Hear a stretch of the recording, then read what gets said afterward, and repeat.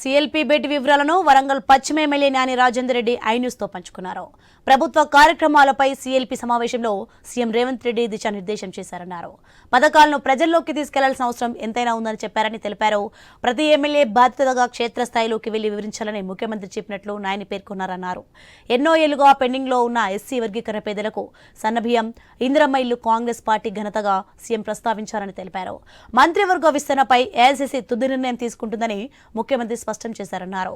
ముఖ్యమంత్రి సభాపక్ష నాయకునిగా ఎమ్మెల్యేలకు కీలక సూచనలు చేశారని, ఎవరిపై ఆగ్రహం వ్యక్తం చేయలేదంటున్న ఎమ్మెల్యే నాయని రాజేందర్ రెడ్డితో ఐన్యూస్ ప్రతినిధి సునీల్ ఫేస్ టు ఫేస్.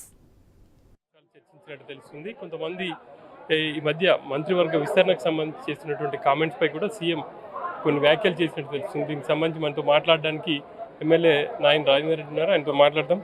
చెప్పండి, ఈ భేటీలో అసలు ఏ అంశాలు ప్రధానంగా ప్రస్తావన? మనం ఇస్తున్నటువంటి పథకాలు చరిత్రలో ఎక్కడ ఈనటువంటి పథకాలు, బీసీ కానివ్వండి, ఎస్సీది కానివ్వండి, కేటగిరీషన్ కానీ అన్నీ కూడా మనం ఇచ్చినట్టు ఏ రాష్ట్రంలో కూడా ఇయ్యలే. బియ్యం ఇస్తే కూడా వస్తాడు, మేము ఇస్తున్నాం సెంట్రల్ అంటాడు కూడా. మరి మీరు సెంట్రల్ అయితే పక్క రాష్ట్రాలలో ఎందుకు ఇయ్యలే? వీటన్నిటిని కూడా ప్రజల్లోకి డెప్త్గా కింది వరకు తీసుకువెళ్ళండి. ఎమ్మెల్యేల బాధ్యత, జిల్లా ప్రెసిడెంట్ల బాధ్యత, కింది దాకా ఇంకా ఎక్కువ తీసుకుపోవాలి. లేకపోతే వీళ్ళు దుష్ప్రచారం చేస్తున్నారు ప్రతిపక్షాలు, వాటిని ఎదుర్కోవాలి, ఇంకా గట్టిగా పోవాలని చెప్పడం జరిగింది. కంచగచ్చి బౌలి భూములకు సంబంధించి సీఎం ఏమైనా కామెంట్స్? కంచగట్టి దాంట్లో ఏమైనా క్లియర్గా వివరణ ఇచ్చిండ్రు కదా. బట్టి విక్రమార్క గారు, శ్రీధర్ బాబు గారు, వీళ్ళందరూ కమిటీయే ఇచ్చిండ్రు. దానికి అంతకంటే ఇంకా క్లారిటీ ఏం కావాలి? ప్రతిదాని భూతత్వంలో పెట్టి దొంగ అని మాట్లాడితే ఏం చెప్తారు అలా? ఇక మంత్రివర్గ విస్తరణకు సంబంధించి కానీ అది అధిష్టానం సీఎం గారి ఇష్టం మీద నడుస్తుంది. అది అధిష్టానం సీఎం గారి ఇష్టం ప్రకారం నడుస్తుంది. అది ఎప్పుడు ఎవరికి ఇవ్వాలి అనేది వాళ్ళకి తెలుసు. దాన్ని ఒకరు చెప్తే ఇయ్యరు, ఒకరికి కాదంటే ఆగదు. కొంతమంది మీ పార్టీ ఎమ్మెల్యేలే బాహటంగా మాట్లాడుతున్నారు. దానికి సంబంధించి ఏమైనా సీఎం? ఆశావాహులు ఆవేశంతో మాట్లాడుతుంటారు. అది మంచి పద్ధతి కాదు. బయటికి ఓపెన్గా బహిర్గతంగా ఇది ఒకటి ఉంటారు. పార్టీకి మీకు నష్టం జరుగుతుంది, మనకు నష్టం జరుగుతుంది. సీఎం గారు అందరికీ చెప్పడం జరిగింది. కొంతమంది ఎమ్మెల్యేల తీర్పై కూడా సీఎం అసహనం వ్యక్తం చేసినట్టు చెప్తుంది. అట్లాంటిది ఎవరి మీద అసహనం వ్యక్తం చేయలే. ఇది పార్టీకి నష్టం జరుగుతుందని చెప్పి సిఎల్పీలో నాయకుడు కాబట్టి మాకు చెప్తారు. ఆయన కాకపోతే ఎవరు చెప్తారు?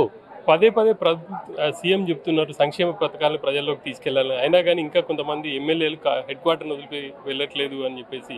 చూడండి, ఎవరు తీసుకువెళ్తే వారికి లాభం, చేసుకున్నవాడికి చేసుకున్నంత ఉంటుంది. మనం చేసిన దాన్ని చెప్పుకోలేకపోతే ఎట్లా? బీఆర్ఎస్కి ఇంత చేసి ఇంత చెప్పుకున్నారు, మేము ఇంత చేసి కూడా ఇంత కూడా చెప్పుకోకపోతే ఎట్లా? దాన్ని ఇంకా తీసుకుపోవాలి, ప్రజల్లోకి డెప్త్కు పోవాలి అని చెప్పి సూచనలు చేయడం జరిగింది. ప్రధానంగా ఆ మంత్రివర్గ విస్తరణకు సంబంధించి కొంతమంది ఆశావాలు చేస్తున్నటువంటి కామెంట్స్ పై కూడా సీఎం క్లారిటీ ఇచ్చారు. మంత్రివర్గ విస్తరణ అనేది ఏఐసీసీ నిర్ణయం మేరకే ఉంటుంది, ఇక్కడ తాము చేసేది ఏముండదు అని చెప్పేసి కూడా సీఎం ఒక క్లారిటీ ఇచ్చారు. ఇక సంక్షేమ పథకాలకు సంబంధించి క్షేత్రస్థాయిలో తీసుకెళ్లాల్సిన బాధ్యత ప్రతి ఒక్క ఎమ్మెల్యేలపై ఉంది అని చెప్పేసి కూడా సీఎం సిఎల్పి భేటీలో చెప్పినట్టుగా కూడా నాయని రాజేందర్ రెడ్డి చెప్తున్నారు. కెమెరామెన్ సిద్ధుతో సునీల్, ఐన్యూస్, నోవాటెల్ నుంచి.